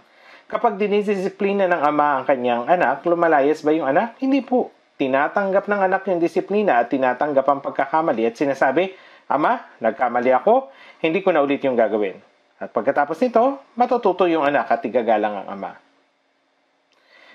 Tama po. Yung lahat ng mga naligtas ay maaring tumawag sa Diyos nating Ama. Kaya tayo ay nananalangin. Dinidisiplina tayo ng ating Ama sa laman ayon sa kanilang nais, hindi po ba? Ngunit dinidisiplina tayo alang-alang sa ating ikabubuti upang tayo makabahagi sa kanyang kabanalan. Diyos Ama naming nasa langit, ang Ama ng aming Espiritu ang nagdidisiplina sa atin upang maiwas tayo sa kasalanan, maging banal at makibahagi sa kanyang kalwalhatian. Hindi natin dapat makalimutan na dinidisiplina tayo ng Diyos bilang kanyang mga anak. Ang kanyang disiplina ay maaring dumating sa iba't ibang paraan, depende sa kasalanan o sa kondisyon. Minsan maaring kunin ng Diyos yung kalakasan o bigyan tayo ng sakit. Siyempre po, hindi ibig sabihin na lahat ng sakit ay dahil sa kasalanan. Ngunit may mga pagkakataon, ito ay disiplina. Opo, minsan maaari tayong magkasakit. Nagkasala po si David at bilang resulta, kinuha ng Diyos ang buhay ng kanyang anak. Minsan, nagdurusa yung mga anak dahil sa kasalanan ng mga magulang. Siyempre, sa kasong ito, espesyal po ito. Ngunit, ipinapakita rin nito na maaring maging paraan ng disiplina ang pagkakasakit. Kaya nga doon sa Santiago chapter 5, sinabi, may sakit ba ang sinuman sa inyo? Ipatawag niya ang matatanda ng iglesia at kanilang ipanalangin siya at siya'y pahiran nila ng langis sa pangalan ng Panginoon. Kapag may sakit ang sinuman, maaari silang humingi ng panalangin upang gumaling. At gayon din naman, sinasabi, kaya't ipahayag ninyo sa isa't isa ang inyong mga kasalanan at ipanalangin ninyo ang isa't isa upang kayo'y gumaling. Ang panalangin ng taong matuwid ay makapangyarihan at mabisa. Kapag mayroong sakit o iba pang problema, dapat tayong magbulay-bulay sa ating sarili at tinanong, meron ba akong nagawang mali? Kahit na walang malinaw na disiplina, dapat lagi nating sinusuri yung ating sarili. Kung hindi, hindi natin malalaman kung kailan maaring dumating ang disiplina. May ibang mga ama na hindi agad pinapalo ang kanilang mga anak. Naghihintay sila at nagmamatsyag. Ganito rin yung aking ina. Hindi niya agad ako papaluin. Ngunit kapag naalala niya ito lahat, papaluin niya ako. Kapag agad tayong magsisi sa harapan ng Diyos, maaring maging mas magaan yung disiplina. Opo, kaya dapat nating madalas na siyasatin yung ating sarili. Kung tapat na nagbubulay-bulay ang kung tapat nating pagbubulayan yung ating kilos agad na magsisi kapag naunawa natin na mayroon tayong pagkakamali. Maaring yung disiplina ng Diyos ay maging magaan o kaya naman ay alisin ito talaga. Kaya nga sa Santiago 5:16 sinasabi, kaya't ipahayag ninyo sa isa't isa ang inyong mga kasalanan at ipanalangin ninyo ang isa't isa upang kayo'y gumaling. Kung ang karamdaman ay dahil sa kasalanan, dapat siyang magsisi at manalangin na gumaling. Minsan, ang disiplina ay panloob na pagdurusa, sakit sa puso at kaluluwa. Alam ba ninyo na isang uri na mabigat na disiplina ito ng Diyos?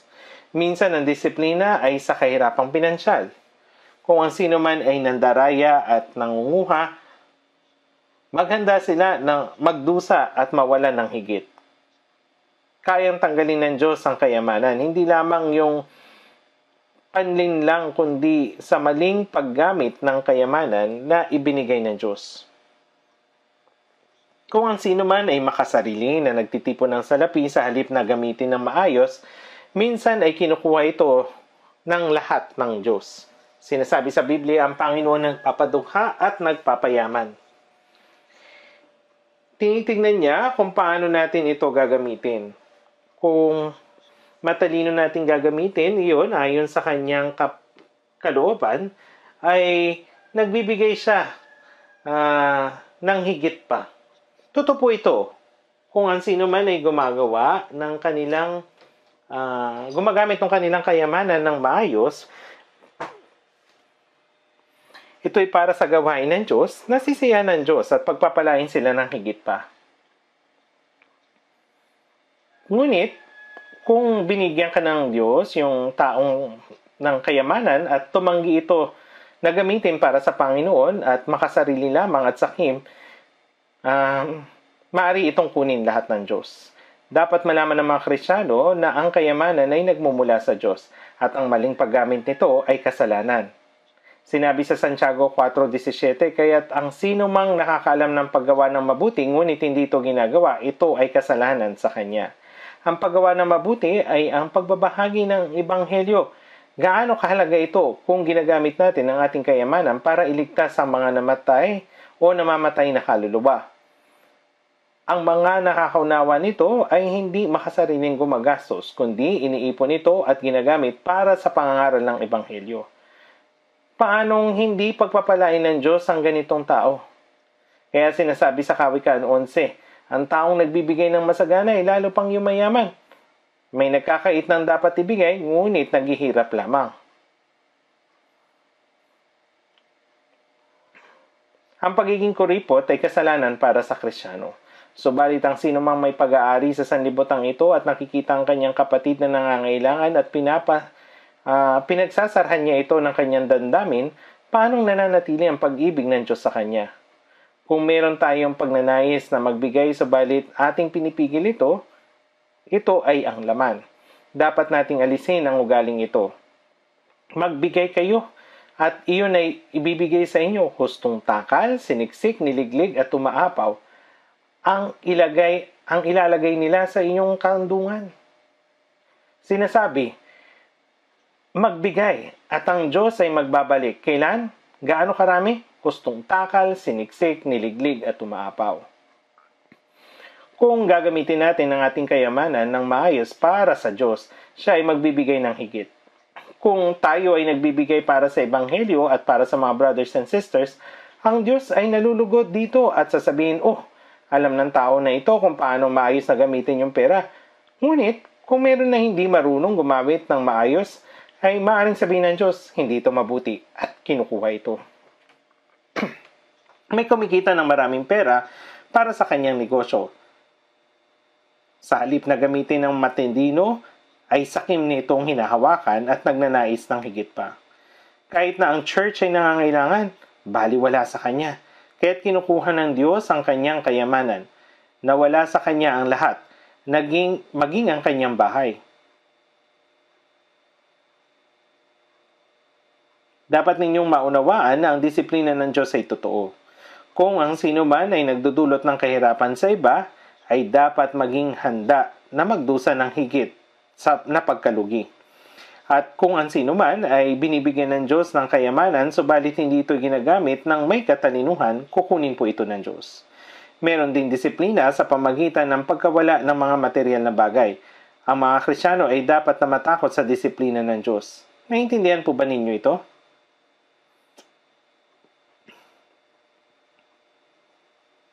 Ang Diyos ay maingat na nagmamasid at kaya niyang magdulot ng disiplina sa pinansyal kung kinakailangan. Kaya nga sa Kawikaan 16:22, ang karunungan ay bukal ng buhay sa taong ito ay taglay, ngunit kahangalan ng parusa sa mga hangal. Napaka-espesyal ng talatang ito, kahangalan ng parusa sa mga hangal. Ano yung kahulugan ng kahangalan? Tumutukoy ito sa tao na nagbabasa ng Biblia, ngunit hindi ito naunawaan. Ang Diyos ay nagbibigay ng karunungan, ngunit kung hindi pinahihintulot, ang tao ay magiging bulag sa espiritual na katotohanan. Maging ito rin ay isang anyo ng disiplina. Alam niyo ba ito? Gaya ng mapurol na pag-iisip at hindi makaunawa. At ang matindi, kung nagpatuloy sa pagkakasala at hindi nagsisi, maaaring kunin ng Diyos ang kanilang buhay. Tingnan ninyo si Haring Saul. Sa una, siya ay mapagkumbaba nang siya ay ginawang hari ng Israel. Ngunit kinalaunan, siya ay nagmataas at sumuway sa salita ng Diyos. At tinangkarin niyang patayin si David na pinili ng Diyos na kasunod na hari. Ano yung nangyari? Si Saul ang mas naunang namatay. Ginamit ng Diyos ang mga Pilisteo upang siya ay mamatay. Ang pagmamalaki ay kasalanan. Alam niyo ito. Ang pagmamalaki sa Diyos ay pagiging kuripot ay parehong kasalanan. Sa Roma 14:23, sapagkat hindi batay sa pananampalataya at ang anumang hindi batay sa pananampalataya ay kasalanan. Sa Kawikaan 21:4, ang mapagmataas na tingin at ang pusong palalo siyang ilaw ng masama, ang mga ito ay kasalanan. Ang gumagawa ayon sa sariling paraan sa halip na sa paraan ng Diyos ay kasalanan. At ang anumang hindi batay sa pananampalataya ay kasalanan. Napakaraming kasalanan, kaya nga ang mga naligtas na tao ay dapat na magkaroon ng sensitibong puso. Dapat nating makilala kahit na ang pinakamaliit na kasalanan sa ating buhay. Bago ito ayusin ng Diyos, ay dapat muna nating itong ayusin. Ang isang Kristiyano ay hindi dapat itago ang kasalanan. Dapat ba nating itrato ang kasalanan bilang isang nakatagong kayamanan? At tinatago ito ng lihim? Hindi po. Dapat natin itong hanapin at alisin. At maaaring sabihin ng Diyos, napakatalino. Dinidisiplina ko na sana siya, ngunit ngayon ay hindi na kailangan.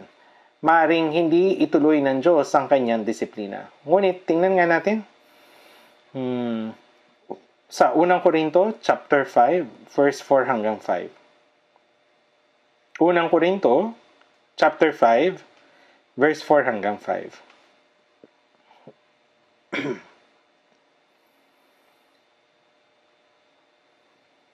Unang Korinto, chapter 5, verse 4.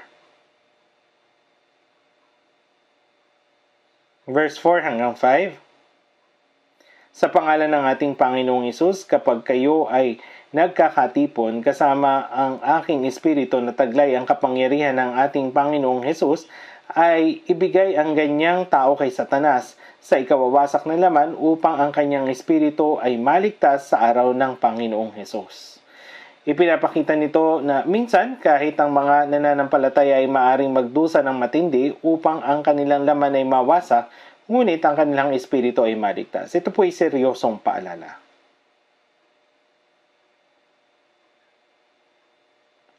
Sa mga banal na iglesia ng Korinto ay mayroong mga nakagawa ng kasalanan at hindi nagsisi. Sino ito yung ganyang tao na nakasulat? Sa Korinto, mayroong tao na nangalunya ngunit hindi nagsisi at itinago ang kanyang kasalanan. Ibigay ang ganyang tao kay Satanas. Ang kanyang laman ay ibinigay kay Satanas. At ang sino mang nakagawa ng higit na kasalanan dito ay hindi nagsisi, ay kukunin ng Diyos ang kanyang buhay. Ay ibigay ang ganyang tao kay Satanas, sila ay namatay dahil sa disiplina. Oo, hindi lahat ng kamatayan ng Kristiyano ay dahil sa disiplina. Dapat ay mag-ingat tayo sa ganitong pag-iisip. At may ilan na dinidisiplina na halos ikamatay na nila, ngunit hindi nila nalalaman na sila ay dinidisiplina na. Ito rin ay isang malaking problema. Ibigay ang ganyang tao kay Satanas sa ikawawasak ng laman. Ang kanyang katawan ay mawawasak upang ang kanyang espiritu ay maligtas sa araw ng Panginoong Hesus. Ang kaluluwa ng isang taong ligtas ay hindi mawawasak, kundi ang kanyang katawan dahil sa disiplina. Dapat din nating malaman na mayroong disiplina para sa mga Kristiyano, ngunit mayroong ding pagkawasak. Kaya maaari nating isipin, hindi na ako pupunta sa impyerno, kaya pwede na rin ako magkasala. Kung mayroong mang taong ganito, siya ay malalagay sa kapahamakan kapag humarap siya sa Panginoon. Makakatanggap siya ng matinding pagsaway. Walang anumang mabubuting bagay ang dumarating mula sa paggawa ng kasalanan. Ang kasalanan ng sumisira sa buhay ng tao, sinisira nito ang buhay pananampalataya. Sa awit 19, basahin po natin yung awit 19. Awit 19 verse 12 at 13. Sa mga awit, awit 19 verse 12 at 13.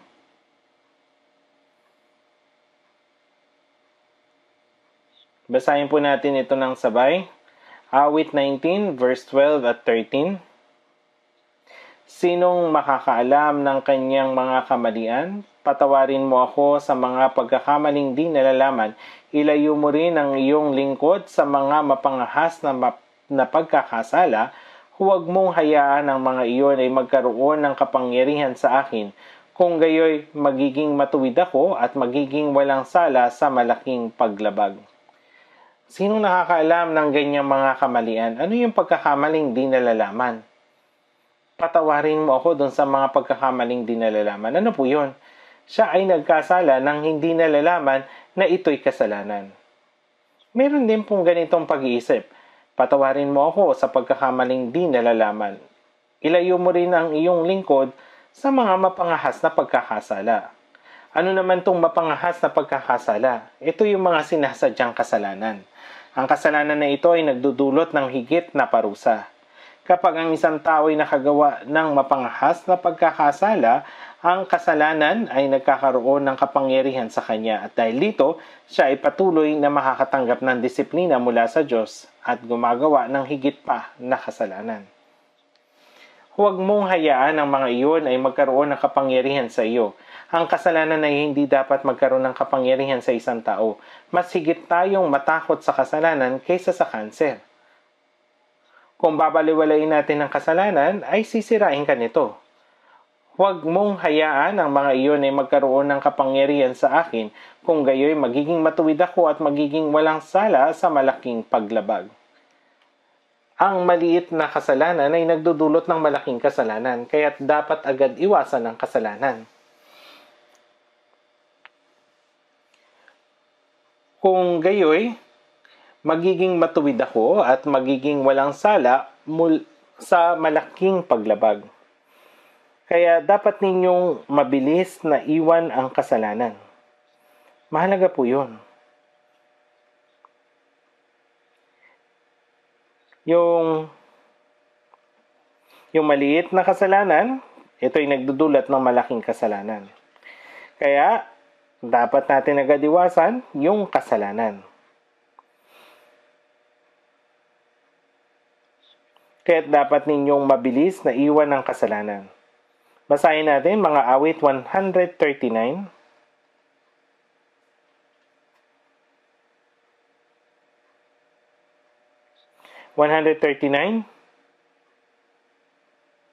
Verse 23.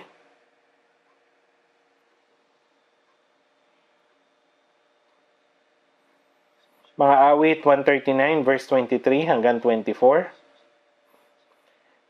Siyasatin mo ako, O Diyos, at alamin mo ang aking puso. Subukin mo ako at alamin mo ang mga pag-iisip ko. At tignan mo kung may anumang lakad ng kasamaan sa akin at patnubayan mo ako sa daang walang hanggan. Siyasatin mo ako, sabi po dyan. Dapat nating alamin ang ating mga kasalanan sa pamagitan ng salita ng Diyos at manalangin sa Diyos na ipaunawa ang ating mga kasalanan. Siyasatin mo ako, O Diyos, at tignan mo kung may anumang lakad na kasamaan sa akin. Ipinapaalam sa atin ng Diyos ang ating mga kasalanan kung tayo ay nananalangin.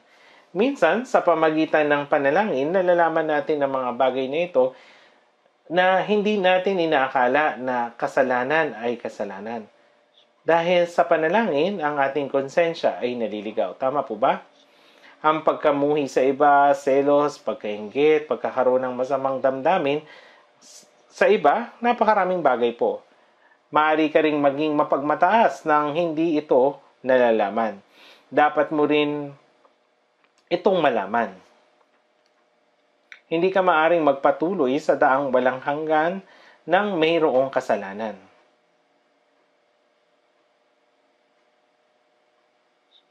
Tingnan natin yung nang mabilis dun sa Kawikaan chapter 28. Kawikaan 28.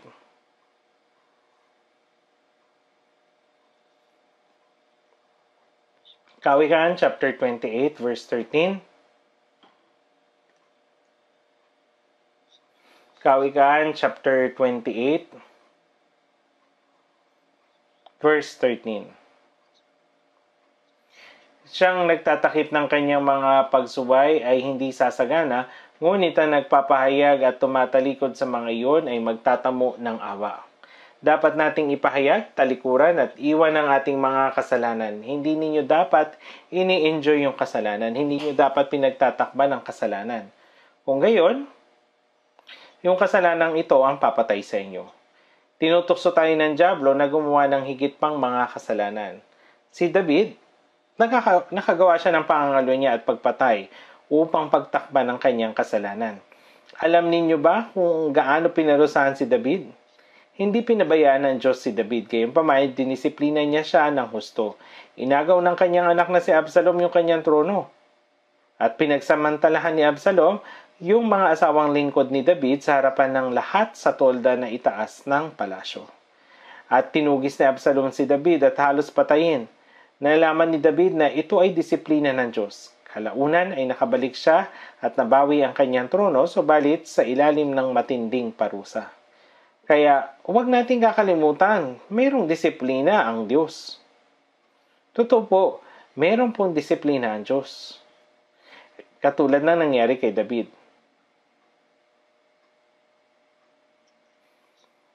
Bagamat nabawi niya yung trono, subalit ito'y nasa ilalim ng matinding parusa. Kaya, huwag nating kalimutan, meron talagang disiplina ang Diyos. May disiplina po ang Diyos. Sa Mateo, chapter 6, verse 12.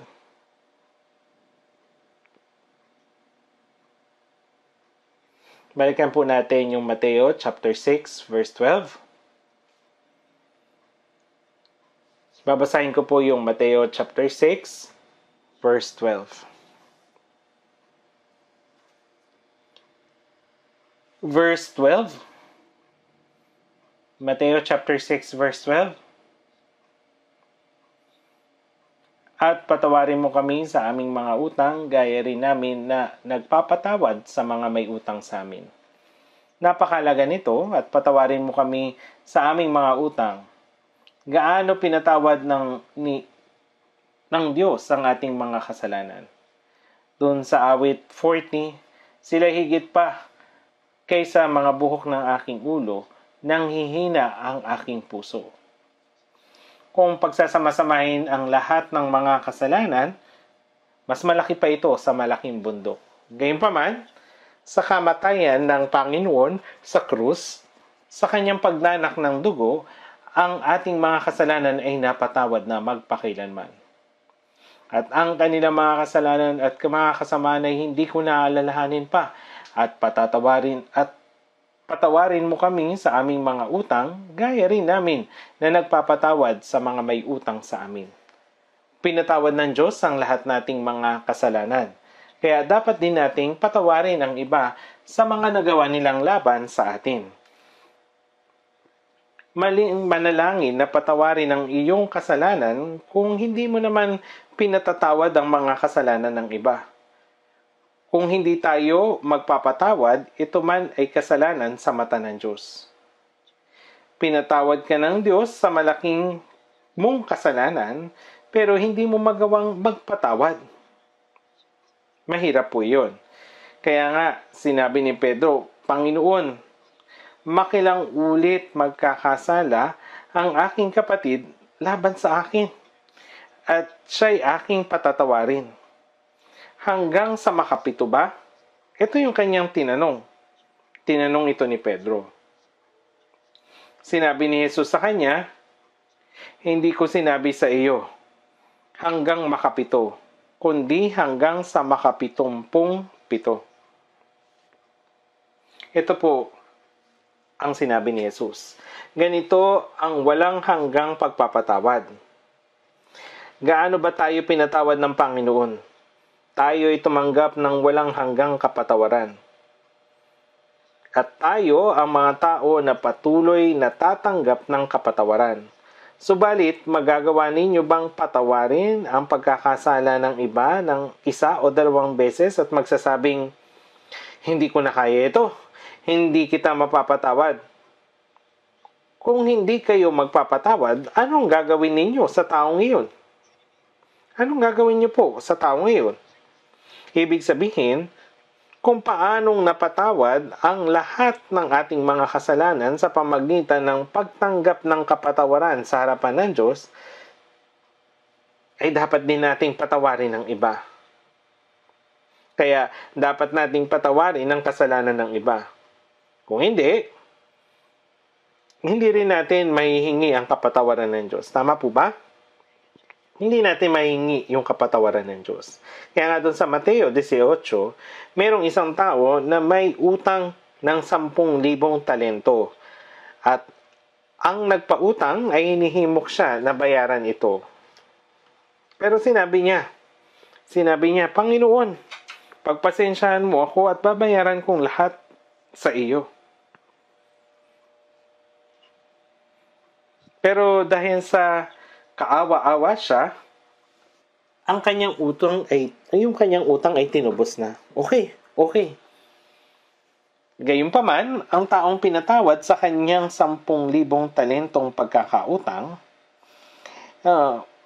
nang napatawad ito sa kanya,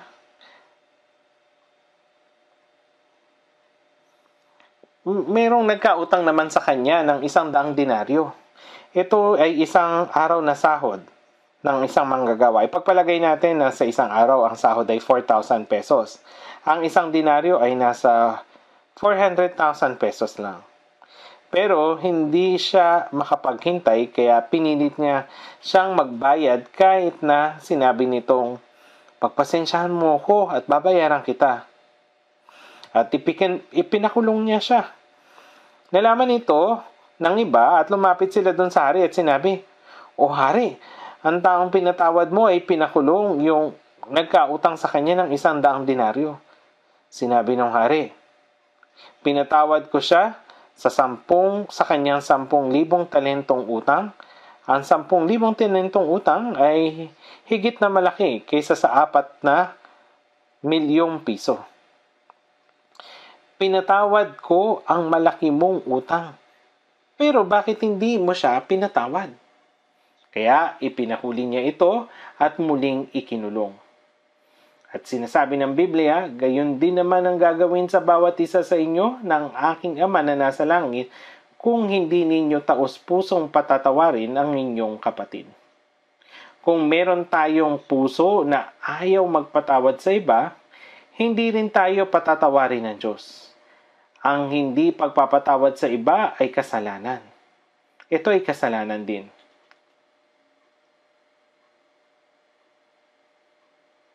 Alam niyo po ba ito? Doon sa Lucas 23 verse 34, sabi doon Ama, patawarin mo sila sapagkat hindi nila nalalaman ang kanilang ginagawa, at sinabi ng Diyos na dapat nating patawarin ang ating kaaway. Ngunit kung sinasabi ko sa inyo, ibigin ninyo ang inyong mga kaaway at idalangin ninyo ang umuusig sa inyo. Mateo chapter 5 verse 44. Paano ba natin ito magagawin? Sa mga gawa chapter 7, si Esteban ay namatay ng pagbabatuhin ng ipinangaral niya, yung salita ng Diyos. Ang ulo niya ay nabasag, yung katawan ni Esteban ay nabali at dumanak yung kanyang dugo. Pagkatapos, ano ang sinabi niya nung naghihingalo na siya? Sabi niya, O Diyos, ipaghiganti mo ako sa aking mga kaaway. Ganito ba yung kanyang sinabi? Hindi po. Ano yung sinabi niya? Sa gawa 7:16, Panginoon, huwag mo silang papanagutin sa kasalanang ito. Ang dalangin ni Esteban nung siya ay naghihingalo na ay katulad ng panalangin ni Jesus nung siya man ay naghihingalo na. Bakit po? Dahil kasama ni Esteban ang Panginoon. Nanalangin siya para sa mga tao na pumatay sa kanya. Panginoon, huwag mo silang papanagutin sa kasalanang ito.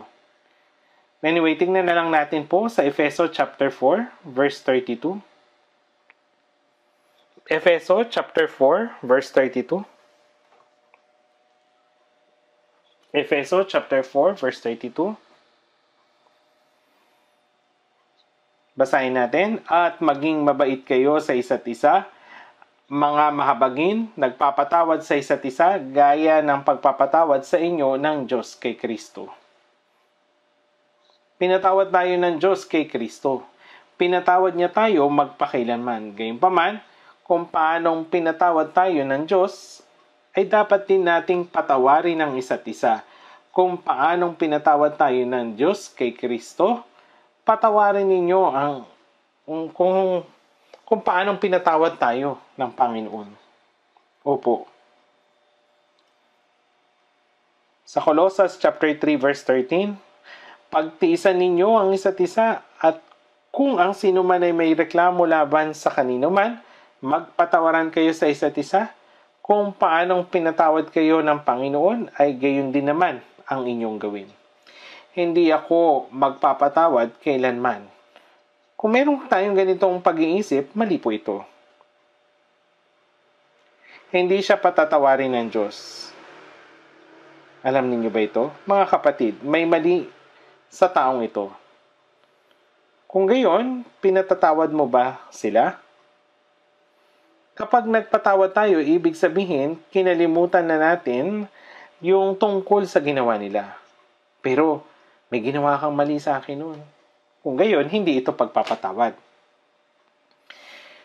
Sinasabi, at ang kanilang mga kasalanan at mga kasamaan ay hindi ko naalalahanin pa. Tingnan natin sa Biblia, Kawikaan chapter 19. Kawikaan chapter 19. Verse 11. Kawikaan chapter 19.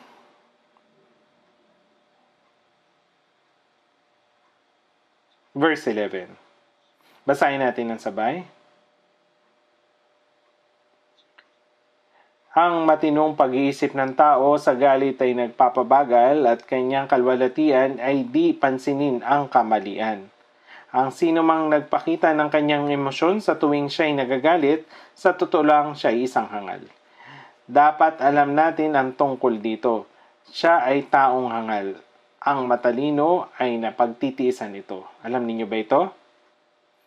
Ang matinong pag-iisip ng tao sa galit ay nagpapabagal. Ibig sabihin, hindi niya ipinapakita ang kanyang emosyon sa tuwing meron siyang nararamdaman. Ang kanyang kalwalitian ay di pansinin ang kamalian. Ang pagpapatawad sa atin ng Panginoon ay kalwalatian ng Diyos. Kung patatawarin natin ang masamang bagay na ginagawa sa atin ng iba, ito ay kalwalatian natin. Ang hindi marunong magpatawad ay taong makitid ang utak o ang ulo. Maliit ang kanyang puso, kaya sinasabi niyang hindi ako kailanman magpapatawad. Pagkatapos, marahil sasabihin sa kanya ng Diyos, sige, hindi rin kita patatawarin. Anong gagawin mo? Tayo yung tao na dapat patuloy na magpatawad. Kaya nga, patawarin mo kami sa aming mga utang gaya rin namin na nagpapatawad sa mga may utang sa amin.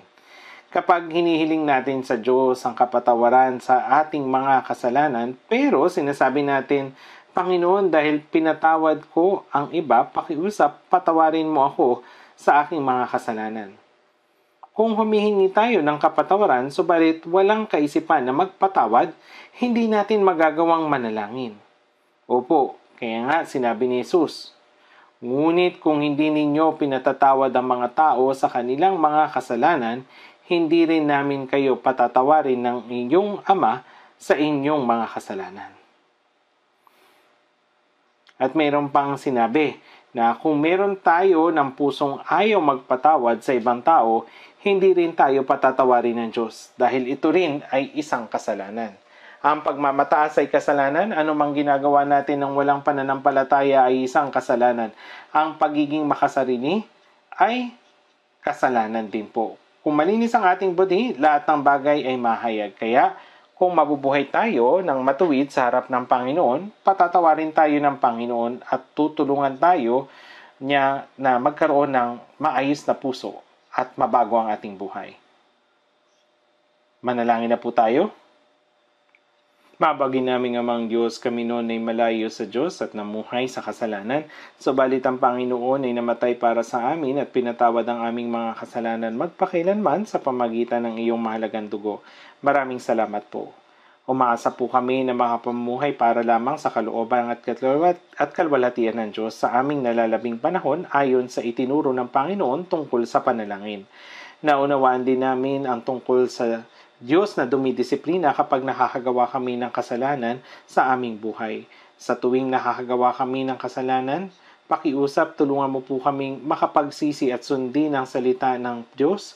Sa gayon ay hindi na kami makagawa pa ng kasalanan at hindi kami mapamahalaan ng kasalanan. At patnubayan mo po kami na mamuhay lamang para sa kalooban at kalwalhatian ng Diyos.